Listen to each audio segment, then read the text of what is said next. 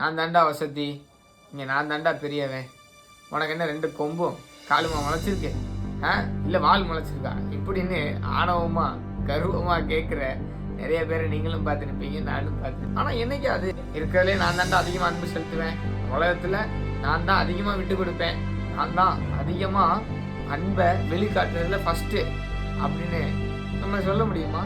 சொல்லியிருக்கிறோமா? உங்களுடைய ஆற்றல் எனர்ஜி எங்கே ஃப்ளோ ஆகணும்னு நீங்கள் முடிவு பண்ணுறீங்களோ அங்கே தான் ரொம்ப அழகான விஷயங்கள் சரியானதாக அமைய முடியும். இன்றைக்கி உங்களுடைய எனர்ஜி எங்கெல்லாம் ஃப்ளோ ஆகிருக்குது, சரியான இடத்துல தான் ஃப்ளோ ஆகுதா, அன்பில் தான் ஃப்ளோ ஆகுதா?